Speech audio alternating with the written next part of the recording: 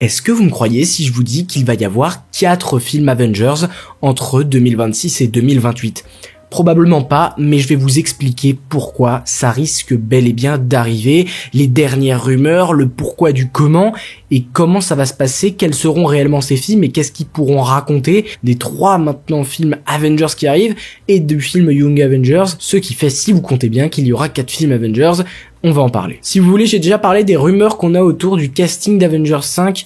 Je vous en ai fait une vidéo un peu draft, un peu sympa, avec un petit concept que vous pouvez aller voir. C'était dans mes dernières vidéos. Donc ça fait plaisir. Mais là, on va revenir sur les dernières infos que nous a donné Daniel RPK. Daniel RPK, c'est un scooper célèbre qui a donné plein d'informations justes, surtout concernant Marvel. Le reste, c'est un petit peu plus flou. Mais il y a plein de choses qui se sont avérées vraies. Et là, il nous a révélé donc déjà que le tournage, ce sera bel et bien pour début 2025, janvier 2025 pour être plus précis, au Royaume-Uni.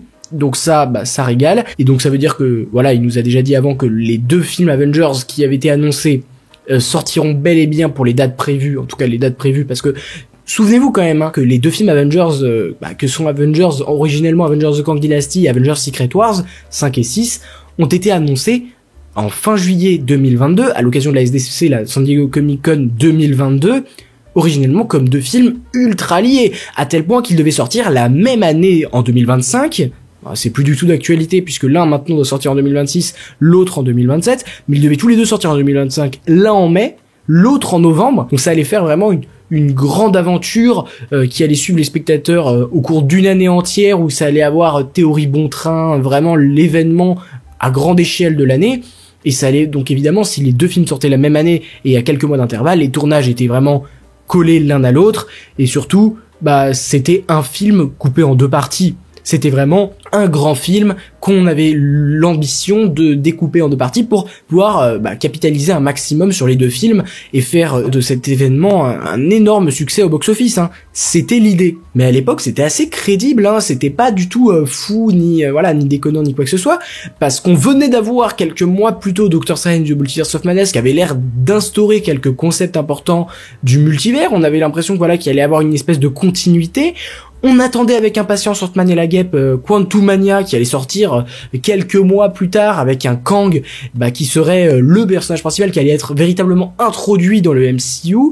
Et aujourd'hui, c'est plus du tout vraiment d'actualité. Tout a changé parce que les projets qu'on attendait après, c'est-à-dire Black Panther, Ant-Man 3, Les Gardiens, ont soit été et même The Marvels, ont soit été des flops au niveau financier, et ils n'ont pas été assez rentables par rapport à leurs précédents films. Ant-Man a été moins rentable que le 2e, Les Gardiens ont été moins rentables que le 3e, ne parlons même pas de The Marvels, qui est le plus gros flop de l'histoire de Marvel Studios. C'est quand même assez fou, mais à l'époque on n'était pas du tout dans cette vibe-là, c'était plutôt encourageant. On venait d'avoir un Doctor Strange Multiverse of Madness qui au moins avait le mérite de nous introduire des variants, de nous introduire les incursions. Et on pensait que ça allait être assez clair, que Quantumania allait être comme un préquel, le pilier en fait qui allait mener à Avengers, à l'époque The Kang Dynasty, qui depuis on n'est plus du tout sûr que ça va s'appeler comme ça.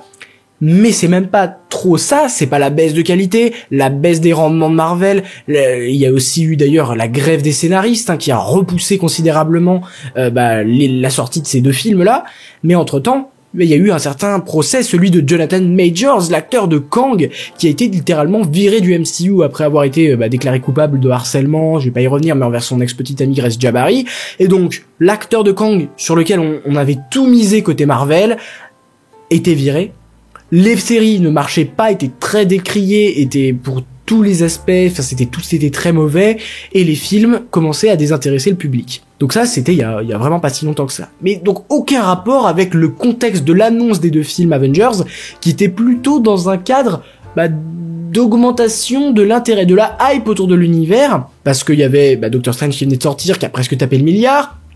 Et encore, c'était même tout frais, Spider-Man No Way Home qui avait fait 2 milliards. Donc à l'époque, c'était pas du tout choquant. Aujourd'hui, se dire qu'en 2025, on va avoir les 2 films Avengers, c'est impensable. Enfin, je veux dire, il y a plus du tout d'intérêt pour l'univers, on sait même pas qu'est-ce qu'ils ont préparé. Et d'ailleurs, il y a pas beaucoup de projets avant qu'ils sortent, justement, en 2026 pour Avengers The Kang Dynasty. Enfin, encore une fois, je l'appelle The Kang Dynasty, c'est très probable qu'ils changent de nom. Mais on sait pas trop où ça va. Et on a eu, justement, des infos données par Daniel RPK récemment. Déjà, je veux pas vous en parler du casting, etc., parce que c'est pas très intéressant, ça ne donne pas trop d'indices sur ce qui va se passer, mais Le film Avengers 5 a été repensé, totalement réinventé. Déjà, on sait que depuis que Ant-Man et la Guêpe Quantumania est sorti et que ça a été un désastre, et des retours au niveau du scénario du film qui est désastreux, ont quand même pas mal impacté Marvel, puisqu'ils ont décidé de virer Jeff Loveness, qui devait normalement originellement écrire le film. Et heureusement qu'il a été viré d'ailleurs, remplacé par Michael Waldron, qui écrira aussi Secret Wars. C'est quand même mieux d'avoir cette cohérence-là. Qui avait écrit aussi Doctor Strange et Multiverse of Madness, qui a écrit la première saison de Loki, entre autres, que c'est plutôt le superviseur de l'écriture, mais moi je préfère l'écriture d'Eric Martin, celui de la seconde saison, mais c'est pas le sujet.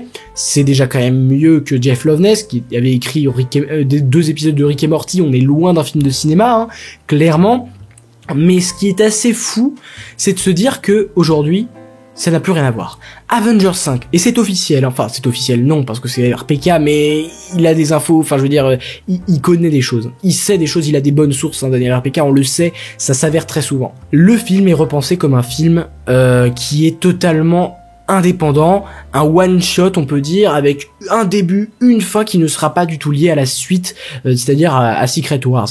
Ce sera un film qui sera à la fois ancré sur Terre et à la fois lié au multivers. Donc ce sera un film sur Terre lié au multivers. Mais ça va s'arrêter là et la fin du film n'aura pas tant d'impact que ça sur le Avengers suivant. Et c'est le Avengers suivant, c'est-à-dire Secret Wars, qui pourra être divisé en 2 parties. Un espèce d'énorme film divisé en 2 parties, un gros événement au cinéma, et ce sera vraiment lui sur lequel Marvel va tout miser. Et donc ça veut dire qu'il y aura 3 films Avengers. Sûrement là en 2026, Avengers 5, mais qui ne sera pas lié à Avengers Secret Wars qui sortira en 2027, et 2028, la conclusion. Et je me dis que c'est vraiment quelque chose d'intéressant en fait ce qui se passe. Déjà parce que c'est une stratégie marketing et c'est un business plan quand même assez intéressant. Pourquoi ? Parce que Kang, on l'a vu, il a désintéressé totalement. Que ce soit dans Quantumania, dans Loki, il a pas transcendé les foules non plus. Alors oui, c'est des variants, mais ils meurent, ils sont pas. Enfin, je veux dire, j'adore la série Loki, mais ils sont pas les Kang dans l'intrigue, dans le récit, sont quand même assez soit ridicules, soit pas du tout effrayants. On nous vend Kang comme une menace hyper effrayante, et au final, de tout ce qu'on a vu, on n'a pas peur de lui. Alors que Thanos, on n'en a pas parlé, mais il a suffi d'une scène, de celle de début d'Avengers Infinity War, pour dire ok, lui vaut mieux pas le chauffer, et on n'avait même pas besoin de teasing pour découvrir, il y en avait un dans les scènes post-génériques d'Avengers, respectivement d'Avengers 1 et d'Avengers 2, mais Kang ne faisait peur à personne n'avait envie de voir ce méchant, surtout après Ant-Man et la Guêpe Quantumania, où il perd face à des fourmis, c'est devenu un running gag complet, où le grand méchant des films Avengers, du prochain film Avengers, était totalement ridiculisé. Ça donnait pas très envie pour la suite, sachant que déjà à l'époque il y avait un des intérêts du MCU qui commençait, qui s'amorçait, qui était déjà bien entamé. Là c'est encore pire aujourd'hui, où c'est vraiment, je pense qu'il y a bien au moins 40% des gens qui se sont désintéressés depuis Endgame. Je vais vous expliquer pourquoi la volonté d'en faire un standalone peut être une très bonne chose. Comme je vous l'ai dit, comme je viens de vous l'exposer, quand c'était un peu mort, c'est-à-dire que les gens n'étaient pas intéressés par ce personnage, et ils ont fait une grosse erreur, mais ça je le répète tout le temps, mais énorme erreur d'avoir mis Kang dans le multivers, alors que c'est une menace temporelle dans les comics, et c'est d'ailleurs pour ça qu'il est extrêmement intéressant, c'est pour tout son aspect machine temporelle, perdu dans le temps, à quelle époque tu vas, n'importe quelle époque, il est là quelque part, il a laissé un variant dans son sillage, et c'était vraiment ça, moi, en tout cas moi, ce qui m'avait plu dans le personnage de Kang, même si je pense qu'il y a eu des runs avec le multivers, mais j'en ai pas vu tant que ça, j'en ai pas vu du tout même, pour être tout à fait honnête, et je me dis que je pense qu'ils vont quand même conclure avec Kang, parce qu'il y a une grande partie des fans quand même qui attendent une conclusion avec Kang, un Kang un petit peu badass, un petit peu méchant, un petit peu le Kang qu'on attend tous en fait, celui qui fait peur, celui qui va tuer du Avengers, celui qui va vraiment être à la hauteur d'un Thanos en fait, ou en tout cas qui va essayer de s'en rapprocher par rapport à ce qu'on a eu, parce que vraiment ce qu'on a eu c'est très médiocre concernant le développement du personnage, mais je pense qu'ils vont le faire, et ce sera ça Avengers 5. Et après ils vont clôturer la parenthèse Kang. Ils vont clôturer la parenthèse Kang avec Avengers 5, c'est-à-dire ils vont le mettre en méchant, ils vont mettre des Avengers pour l'affronter, ce sera tout, et il va perdre, en tout cas il va être vaincu, ou il va se passer quelque chose, mais ce sera plus un espèce de Avengers 1, ce Avengers 5, un espèce de Avengers 1 où les nouveaux Avengers se rassemblent, et affronte Kang et vainque Kang. Enfin, arrive à vaincre Kang. Voilà, comme un film Avengers, comme ce qu'on avait au début, quoi. Avengers 1, par exemple, les Avengers se forment, ils affrontent Loki, ils gagnent Loki, fin de l'histoire. Je vois la même chose, et je pense que ça va être la même chose concernant ce qui va être fait avec Avengers 5. On va avoir les nouveaux Avengers qui se constituent, on affronte Kang, on bat Kang, fin de l'histoire. Pour autant, on introduit plein de petits éléments multiversaux, des règles du multivers, pour nous expliquer plein de choses qui pourront servir pour la suite. Ce stand-alone là, c'est-à-dire lié à lui-même en fait, qui peut se suffire à lui-même, contrairement à ce qu'on avait, parce que Avengers, pour rappeler, Avengers Infinity War et Endgame, ce sont à la base Avengers Infinity War partie 1 et partie 2, c'est un film divisé en deux, pour être plus précis. Même si Avengers Infinity War est bien plus réussi à mon goût, je sais pertinemment que c'est pas du goût de tout le monde ce que je viens de dire, parce que effectivement Endgame est un combat final incroyable, mais pour moi toute la construction de l'intrigue, la peur de l'antagoniste, tous les développements des personnages qui ont chacun leur partie de l'intrigue, enfin je veux dire c'est magnifique quoi. Avengers Infinity War au niveau de la répartition du temps d'écran, de la manière dont on met en scène l'arrivée du méchant, là où il va, qui le combat, enfin je veux dire c'est magnifique. Et Endgame pour moi c'est la conclusion. On va pas dire parfaite, parce que moi il y a certains trucs que j'ai pas kiffé, pas trop aimé en tout cas. Mais là revenons à 2024. Ce qu'il nous faut, c'est vraiment qu'on en finisse avec Kang en fait. Il y a plein d'intrigues qui n'ont pas de bout, qui n'ont pas de suite, et donc il faut mettre fin. Ou en tout cas remplir les cases qui sont vides. Je pense aux Éternels, qu'est-ce qui leur est arrivé, les Gardiens, est-ce qu'on a une suite, est-ce qu'on n'a pas une suite, où sont-ils, Blade, qu'est-ce qu'il va apporter à l'univers, les 4 fantastiques, machin, toutes les questions qu'on a autour aujourd'hui en 2024 de l'univers Marvel. C'est très possible que la réponse soit donnée dans Avengers 5, qui est une espèce de conclusion à toutes les questions qu'on se pose, et après c'est du nouveau. Au lieu que ce soit la conclusion de la multiverse saga, c'est plus un nouveau départ en fait. Je vois plus ça comme un nouveau départ, et en fait les gens se désintéressent certes, mais je vois ça comme un film où les gens vont y aller, parce que c'est Avengers, on va pas se mentir, ils vont faire une grosse com, je pense qu'ils veulent que la qualité du film soit énorme, un gros film avec des bons effets spéciaux, avec une très bonne histoire, solide, avec un truc qui tient, d'ailleurs c'est ce qu'a dit Daniel RPK, ils vont vraiment faire un récit qui tient la route, et ça c'est très important. Du coup, ils vont intéresser les gens, le film va peut-être faire plus d'1 milliard, plus de 2 milliards, peut-être pas à ce point-là, parce qu'il y a plein de gens qui ont quitté le navire, donc peut-être que ce sera plus un succès à la Ultron, voilà, ça ira peut-être pas taper les 2 milliards, mais entre 2026 et 2027, il y a du temps. Il y a la sortie streaming, il y a la sortie en DVD, en physique, et donc les gens vont avoir le temps de rattraper ce film, vont avoir le temps de voir ça. Et toutes les bases qui vont nous être données, ça peut être l'exploration l'explication de tout le multivers, parce que littéralement il nous faut un film d'explication de tout le multivers. Qui est Kang, qu'est-ce qu'il a fait, tout sera dit dans le film. Tous les personnages principaux, ça pose en fait les bases, ça jette le décor, ça plante le décor, ça place les personnages, ça situe les concepts. Comme ça, la personne qui voit juste Avengers 5 parce que c'est quand même un gros film, que ce soit les sorties physiques, etc., ou même au cinéma, puisque ça va attirer énormément de personnes, toutes ces personnes-là qui auront quitté le navire depuis un bon bout de temps vont avoir une espèce d'introduction. Vont avoir ce gros film là qui va être un gros blockbuster épique et comme on l'aime, et je pense qu'ils vont vraiment mettre les bouchées doubles pour essayer d'en faire un film magique, et ils auront pas vu la suite du MCU, on n'est plus dans l'Infinity Saga là, il y a 20 000 séries, d'ailleurs ils ont restructuré en Marvel Télévision pour tout ce qui est série, Marvel Animation pour l'animation, Marvel Spotlight pour les projets déconnectés du MCU, et Marvel Studios qui lui se chargera des films. Déjà il commence à structurer, ça c'est quand même assez bien, mais les gens qui iront voir Avengers 5 n'auront pas vu le reste. Le but c'est juste de leur expliquer qui est Kang, qui sont les nouveaux personnages, qu'est-ce qu'ils font, et quelles sont les principales thématiques abordées. Le film va se terminer et on va attendre 1 an avant Avengers Secret War. Mais la stratégie de faire un Secret War en 2 parties, c'est parfait. Parce que là, on va avoir un intérêt qui va un petit peu quand même commencer à monter avec Avengers 5, qui sera un film comme un peu, vous voyez, que Dune 2 là, qui a eu un énorme succès critique et les gens adorent, même si Avengers ce sera un autre niveau parce que ça va sûrement taper plus d'1 milliard alors que Dune ne l'a pas fait, mais je me dis que ça peut être un peu le même effet. Sauf que là, ils ont prévu d'en faire un Secret Wars l'année d'après. Et ils ont prévu d'en faire un Secret Wars partie 2 l'année d'après encore. Donc ils vont nous tenir pendant 3 ans. Pendant ces 3 années-là, on va être à leur côté, on va suivre cet univers, parce qu'ils savent que en plus, il y en a la grande majorité des fans attendent Secret Wars pour arrêter en fait. Ils disent bon allez, je vais jusqu'à Secret Wars, je vais voir ce que ça donne et après j'arrête parce que ça commence à faire beaucoup. Mais sauf que là, avec cette idée d'en faire 3, ils vont nous tenir jusqu'au bout de 2028, jusqu'à la sortie de Avengers Secret Wars partie 2 qui pourrait être je sais pas renommé Avengers Eternity War, Avengers je ne sais pas Forever, voilà, inspiré de divers runs de comics, mais c'est pas le sujet. Moi ce que je parle c'est typiquement au niveau de l'intérêt du public.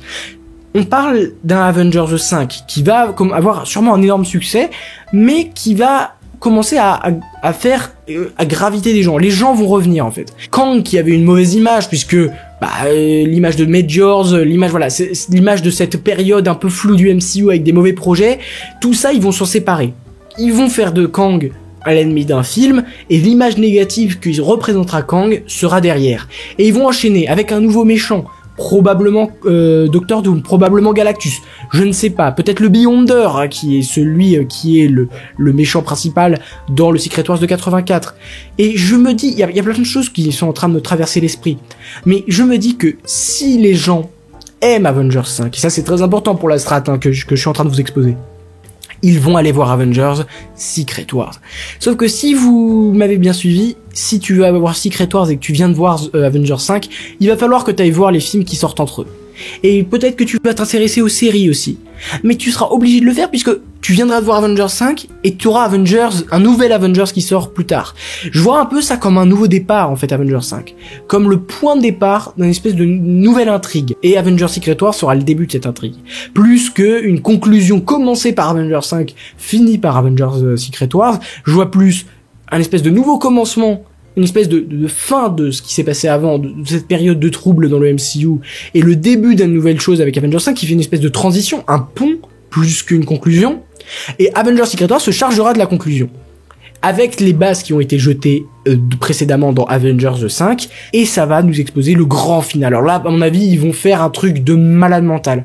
En tout cas, au niveau du fanservice, ça c'est sûr. Au niveau des combats de l'épique, je pense qu'ils vont faire ça aux petits oignons. En tout cas, je leur fais confiance, parce que s'ils font pas ça, ça risque d'être un énorme flop, un des plus gros flops de l'histoire du cinéma. Si le film est mauvais et que personne va en salle, là, ça va quand même faire un gros coup. Et d'ailleurs, je pense qu'ils doivent faire une ouverture à la fin de leur film, au lieu de le fermer et de faire comme Endgame, c'est-à-dire on a fini mais on sait plus quoi faire, du coup on va rembrayer avec des origin story et on va essayer de faire de nouveaux groupes et tout, mais en fait les gens sont déjà plus là pour regarder nos trucs.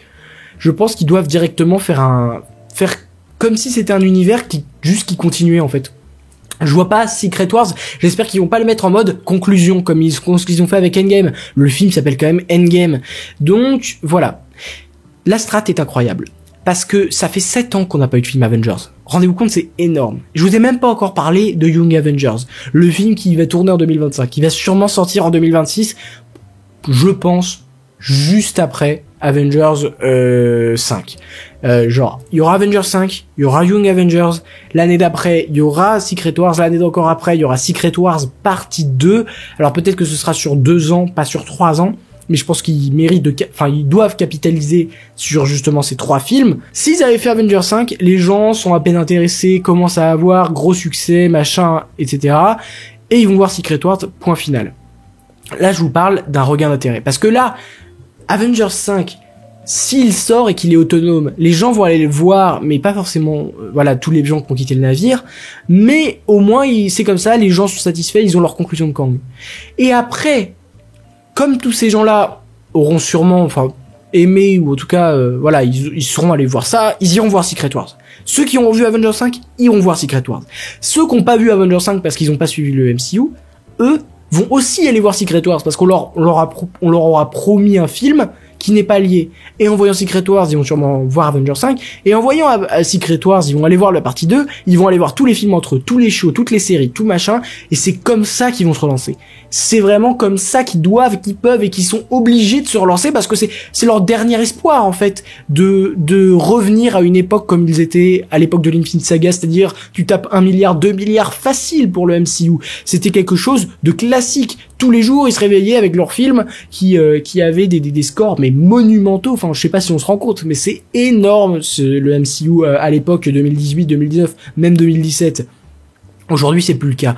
Et je me dis que si ils font, au lieu de faire comme avec Thanos, c'est-à-dire on fait 2 films et c'est Thanos le méchant, s'ils font 3 films, 3 ennemis, ça pourrait être incroyable. C'est-à-dire un qui est Kang, l'autre qui est Fatalis, le dernier qui est Galactus, ou je sais pas, le Beyonder, ou quelque chose comme ça, ou l'inverse, ou dans un autre ordre.